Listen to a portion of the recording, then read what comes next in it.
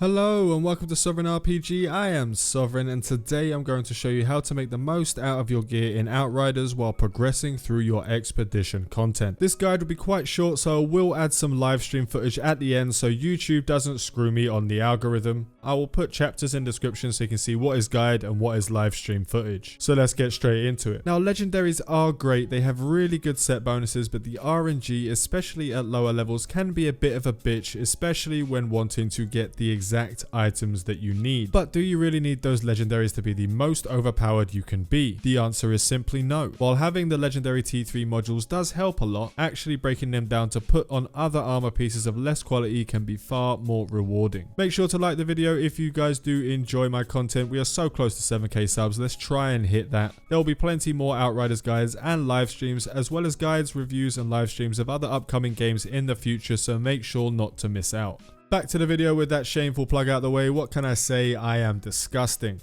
Right, so first things first. Why would you use epics instead of legendary Sovereign? Simply, it's easier to get a vast amount of rare and epic gear than it is to get large amounts of legendary gear. So fitting up a specific epic armor set for your needs and adding tier 3 mods and legendaries as you go is your best bet. Getting those perfect passive modules that you require for each class is a must, especially while progressing to make things easier for yourself. At the start of your expedition journey, which is the end game grind for the best gear out there, the hardest challenges you will face in Outriders. You can still get all the way up to CT 15 with just epics, as long as you level them and upgrade them using Zahidi's upgrade options. If you don't know what CTs are, they are the challenge tiers. Each expedition level has a gear and mob level. These are known as challenge tiers, denoted by timers for completion. When you complete each tier with gold, silver or bronze at lower levels, you can progress further. When you get about halfway, these only tier up with gold and silver. Now, just because you've seen the vast amount of legendaries all the YouTubers and streamers have, doesn't mean you cannot complete all the same content without them. Having legendaries all over the gaff is more of a flex than having an actual use for the most part. Again, not saying it doesn't make it easier for you, just that you don't need them. Just grab the T3 mods on the way and swap them out for them T2 variants, which most of the T3 mods do actually have, Bleeding Bullets and Thunder Whip being two examples of them. Usually this consists of having less procs, only proccing once every 2 to 4 seconds instead of every 1 second, which yes, really does help your clear times, but isn't the end of the world if you do not have them. They will just speed up clear times, allowing for you to have more leeway when it comes to mistakes and enemies running all over the map and slowing you down from completing that gold. I personally got super unlucky getting my Technomancer to CT 15 and never getting a single legendary that I could use or break down to better my character.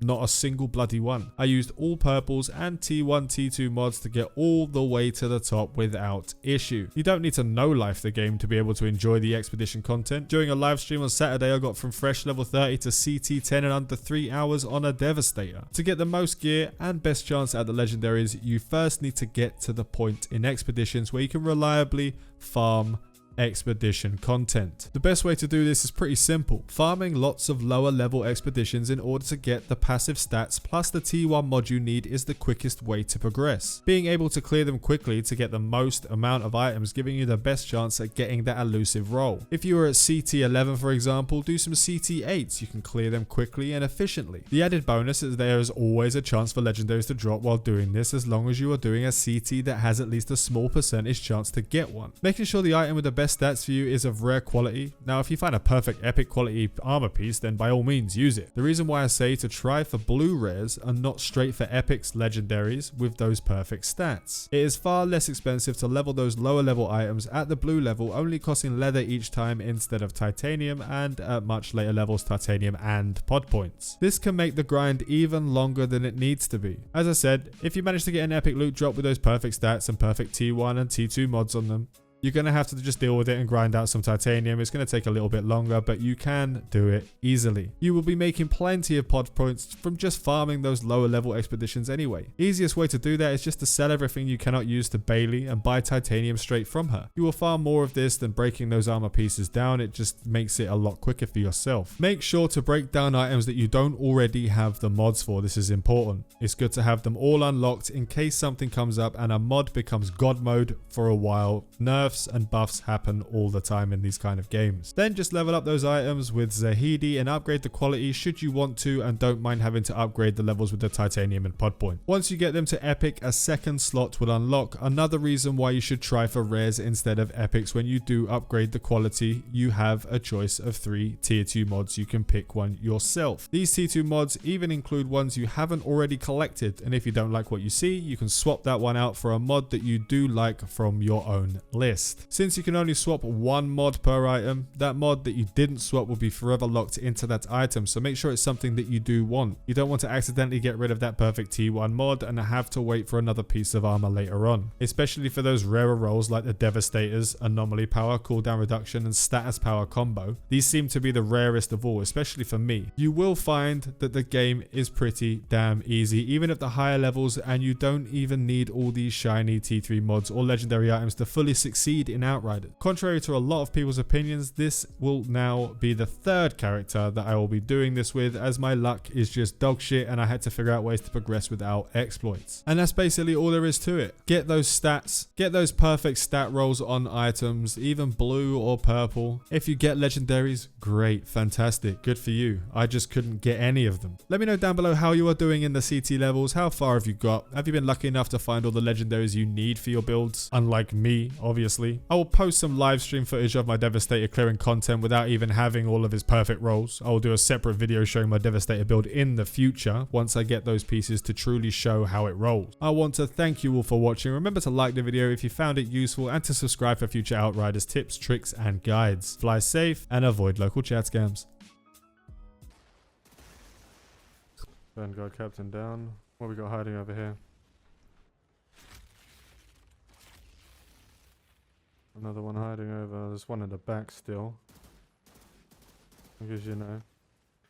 Why would you need to be up the front with your boys, huh? Pop your head up. Pop it up. Right, so what happens in this next spot? I haven't done this before. Are you gonna open? Okay, thank you very much.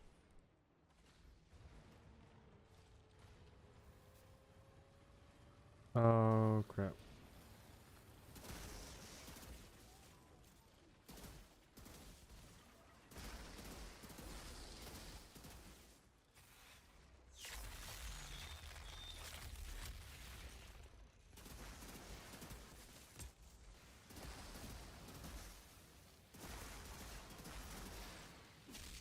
Facepalm.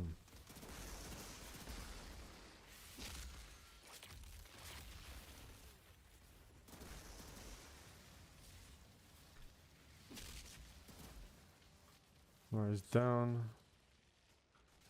Move on up. Gonna hit everything? Yes, you are. Good job. There's the pod.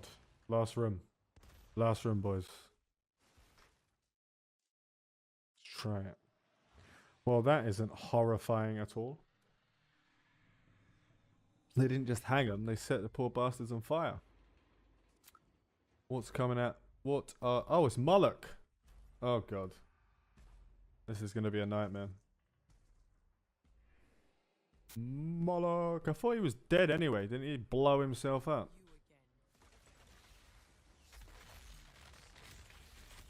With double bloody captains. Let's kill those side captains first. Before this guy does some snipery type casting on us. Oh, when you kill one of them, 2 more come. Amazing.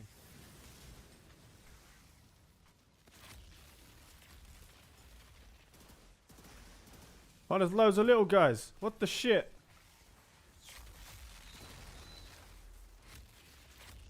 Let's use these guys to heal. Hello, Moloch. How you doing, darling? You alright? How's the kids?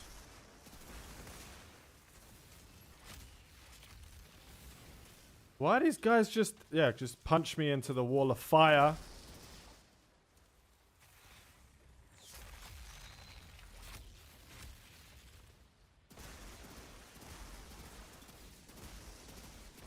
Wandering flame again.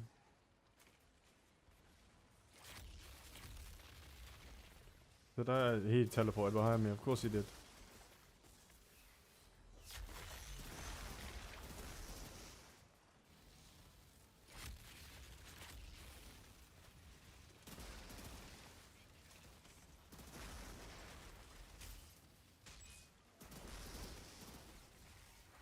Just get him gone while we can.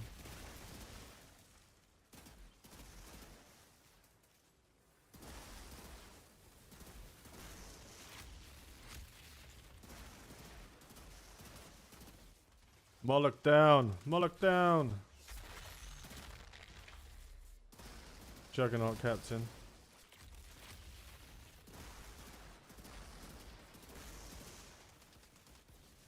Oh crap. Why are these guys just like teleporting all over the place? Hello Triggles, I'm coming for you. Don't worry, you won't be left out.